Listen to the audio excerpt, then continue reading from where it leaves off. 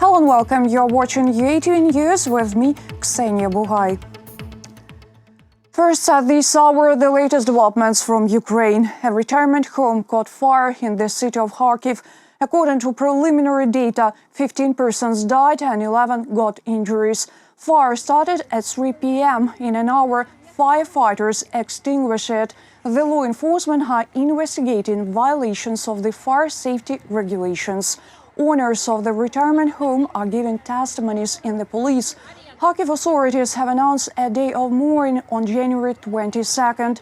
President of Ukraine has expressed his condolences to relatives of the victims and ordered the government and the Internal Ministry, in particular, to clarify the situation and find out the cause of fire.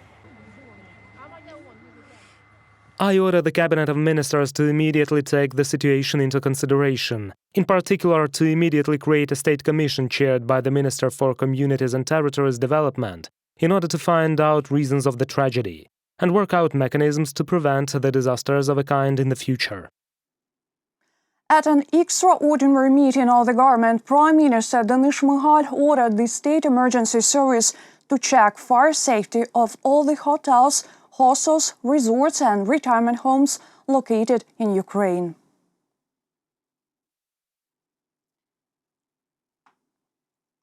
The United States of America reiterated its support for Ukraine. U.S. Charge d'Affaires in Ukraine announced this after President Joe Biden's inauguration. President of Ukraine Volodymyr Zelenskyy joined her to watch the inauguration ceremony and invited the U.S. leader to visit Kyiv. As the President-elect and his administration work to shape the domestic and foreign policy of the United States in the coming months, let me reassure you of one thing. The United States will remain steadfast in its support for a prosperous, democratic, and free Ukraine, secure within its internationally recognized borders, including the Donbass and Crimea, and resilient against Russian aggression. Office of the President of Ukraine and the Foreign Ministry are working upon organizing a meeting of Volodymyr Zelenskyy and Joe Biden. Ukrainian ambassador to the United States, Volodymyr Yelchenko, says the possible visit of the Ukrainian president to Washington is being considered as well. The diplomat noted it's important to establish personal connection for the development of bilateral relations, and an official visit provides the best opportunity. I think this will be one of the first issues we'll be discussing with the new U.S. administration. First of all, I think there should be a telephone contact. At least we are working upon it now. I think it will take place. The Day of the Autonomous Republic of Crimea was celebrated in Ukraine on January 20th. On this day in 1991, an all-Crimean referendum was held.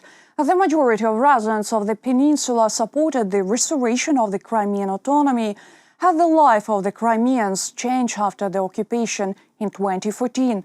What is the situation with Ukrainians' rights in the peninsula? How does Ukraine plan to deoccupy it? Our journalists found out. Volodymyr is a native Crimean. After the peninsula was occupied by Russia in 2014, he had to leave to avoid imprisonment. For more than 6 years, he has been working in Kyiv human rights organization. The man helps to defend the rights of the Crimea residents. Our main task is to monitor and document war crimes in Crimea. We make a monthly report based on this. We send it to the embassies of foreign states, international organizations, and provide this information to our international partners. Volodymyr has family and friends in Crimea. He keeps in touch with them every day. The man says, because of the pandemic, over the past year, the occupation authorities have put enforced restrictions onto the movement of citizens. Besides, the political persecutions have become more frequent, and militarization of the peninsula continues. According to our data, as of today, 109 people are in custody there, with 69 of them tried in the frameworks of the so-called Crimean Muslims cases, namely for participation in Hizb ut-Tahrir and other Muslim organizations. The second big problem is militarization of Crimea. Since the beginning of occupation, more than 28,000 Crimeans have been called up. Moreover, the invaders persecute those who refuse to serve in the Russian army. Every month, hundreds of Crimeans call public organizations for help. According to human rights activists, since the occupation of the peninsula, the number of complaints concerning human rights violations have increased significantly. There are problems that aren't being resolved for a very long time. We are talking about access to basic administrative services, exchange and initial receipt of documents, as well as confirmation of legal pacts, which the Crimeans should confirm in courts. The issues of freedom of movement and education remain relevant as well. The Ukrainian government intends to coordinate international efforts to protect the rights of Crimeans, increase pressure on Russia and deoccupy the peninsula. The Foreign Ministry is actively developing the Crimean platform. It is planned to serve as a dialogue platform which would operate at different levels, namely at the levels of heads of states and governments, foreign ministers, parliamentarians and experts. This platform will focus on the following areas: international policy of non-recognition of the attempted annexation, the effectiveness of sanctions and their strengthening, security in the Azov Black Sea region and the Eastern Mediterranean, human rights and international law. In fact, this means protection of the Crimean Tatar people, the indigenous population. This also means dealing with environmental and economic consequences of occupation. The activity of the Crimean platform will be officially approved at the inaugural summit to be held on August 23 in Kyiv. Besides, the European Court of Human Rights is also starting Ukraine's lawsuit against Russia because of the occupation of Crimea.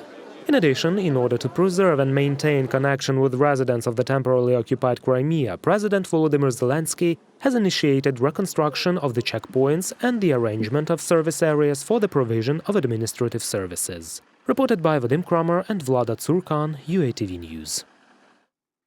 In the meantime, the strategy for deoccupation of Crimea could be approved on February 26 at a special meeting of the National Security and Defense Council of Ukraine. The Foreign Ministry informs that this strategy will also be presented at the Crimean Platform Summit in August. The Office of the President and the Foreign Ministry are already developing the program and general concept of the meeting.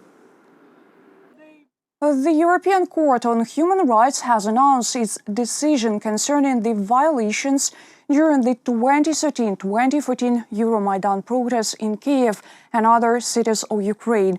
The court ruled out that the then authorities of Ukraine, headed by fugitive President Viktor Yanukovych, had violently dispersed the peaceful protests. The police had used force and the courts had illegally arrested the protesters.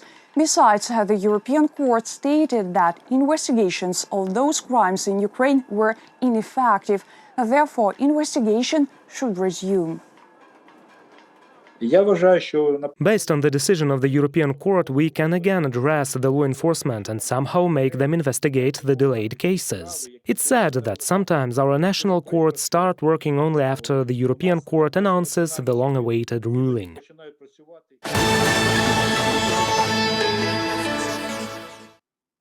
The National Bank of Ukraine left the discount rate at 6%. According to the head of the NBU, this is a historic decision. This level of the discount rate has been maintained since June 2020. This indicator determines the cost of NBU loans to commercial banks. It affects the interest rates on loans for households and businesses, as well as economic activity in general. Also, the discount rate is linked to inflation forecasts. The National Bank is preparing to raise it in 2021 if the rise in consumer prices accelerates. We take into account worsening of inflation expectations at the end of the previous year, as well as strengthening of fundamental pressure on prices from consumer demand. If the impact of these factors continues to increase and is not compensated by other factors, including significant capital inflows, we are ready to raise the discount rate. This will help curb the acceleration of inflation in 2021 and return it to 5% in 2022. Ukraine will start vaccination against COVID-19 in February. Health Ministry has already signed agreements with several companies developing vaccines abroad. Our correspondent found out whether Ukrainians are ready to be vaccinated and when the all-Ukrainian immunization starts. Thousands of scientists throughout the world are working on the development of vaccines against coronavirus, but only 10 of them are considered effective. According to the World Health Organization, more than 42 million people have already been vaccinated. Almost 50 countries have started vaccination. Most people were vaccinated in China, 9 million, and in the USA, 8,990,000 people. The United Kingdom and Israel are next. The start of immunization in Ukraine is still being postponed. Vaccines are primarily bought by those countries that have made a preliminary order, concluded an agreement, and invested in the development of a vaccine. As of today, I can say that the negotiations with Pfizer are completed. Ukraine will receive this vaccine. Its quantity will be less than we would like to have. The reason is that Pfizer's production capacity is not sufficient to meet all the needs. It concerns even countries that have already paid for this vaccine in advance at the stage of development. The government promises to start vaccination in Ukraine in February. This will be the vaccine the country will get through the global COVAX initiative. 8 million free doses of vaccine are planned to arrive. Doctors, teachers, military personnel, as well as people at high risk of severe complications from COVID-19, for instance diabetics, will be the first among those vaccinated. The Ministry of Health believes that the fact that the vaccination campaign in Ukraine starts later has its advantages. We will surely receive some summaries or warnings about how this vaccine works, or does it have any contraindications or warnings at all. It will be done to ensure people's trust of vaccination. This is a very important issue. So far, Ukrainians are not so optimistic. According to the recently conducted survey, only half of the people are ready to be inoculated, but only if it's for free. And that's a problem, infectious diseases specialists say. Indeed, to obtain herd immunity, at least 70% of the country's population has to be vaccinated. If we manage to avoid hospitalization by 70 or 75%, this is a pretty good option, unless there is no other suggestion. Ukraine has also purchased Sinovac Biotech and CoronaVac vaccines. At the end of 2020, the Ministry of Health announced it was about to procure 1,900,000 doses for the risk groups. As soon as we started concluding agreements, we again expressed our intention to conclude the relevant agreement with Sinovac Biotech company. They said they would like to have this agreement through the Kyiv company. The CoronaVac vaccine is inactivated. It is produced in a syringe and requires low temperatures. It is stored at 2 to 8 degrees above zero. Turkish president was vaccinated with CoronaVac. The first stage of vaccination started in the country last week. There, the effectiveness of the drug was estimated at 90%. Meanwhile, in Brazil, only 50% of the effectiveness was confirmed. That is why the Chinese vaccine will arrive to Ukraine only after the completion of the third phase of clinical trials, and only if its effectiveness is at least 70%. What other vaccines will arrive to Ukraine, the Ministry of Health does not disclose. At the same time, they guarantee that there won't be Russian Sputnik V. Since this drug is not considered a vaccine in Ukraine at all, even the Russian president himself did not risk being vaccinated with it. Experts believe this is an indicator of the quality of the vaccine. Reported by Vadim Kramer and Inna Mazurkevich, UATV News. Memory of Ukrainian servicemen killed during the battles for Donetsk Airport in 2014-2015 was honored with a spectacular event in the city of Dnipro. 24 cars lined up in the form of symbolic control tower of the destroyed airport.